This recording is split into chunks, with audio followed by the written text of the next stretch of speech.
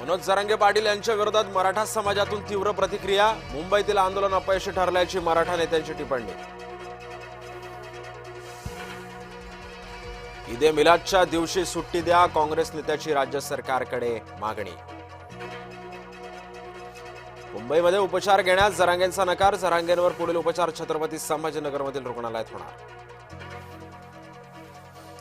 मनोज जरांगे पाटील यांनी अखेर 5व्या दिवशी उपोषण सोडलं। जीआर स्वीकारल्यानंतर विखे पाटलांच्या हस्ते घेतलं लिंबू पाणी। आझाद मैदानातील आंदोलन आटोपताच मीम्सचा महापूर। मविया नेत्यांवर शेलकी टीका। मनोज जरांगे पाटलांच्या 8 पैकी 6 मागण्या सरकारकडून मान्य। किरकोळ बदल करून काढला नवा जीआर। गॅझेट लागू करून होणार काय? ओबीसी नेत्यांचा थेट सवाल। राजकारणामध्ये टीका सहन करावी लागते। टीका झाली पण मी विचलित झालो नाही। मराठा आरक्षणाच्या जीआर नंतर मुख्यमंत्री देवेंद्र फडणवीसांची प्रतिक्रिया। मराठी आणि कुणबी एकच ही घोषणा महिनाभर करण्यास सरकार तयार। 2 महिन्यांचा वेळ दिल्याची जरांगेंची माहिती।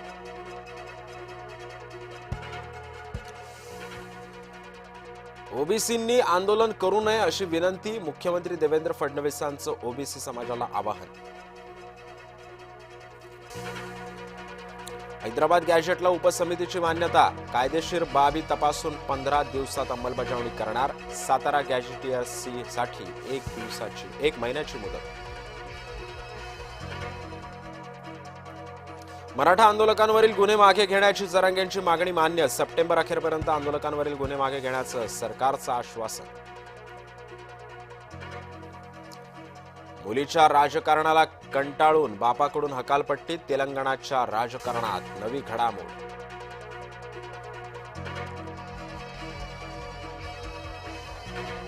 राज्याला 4 दिवस मुसळधार पावसाचा इशारा। कोकणासह मध्य महाराष्ट्र विदर्भात पावसाचा अंदाज।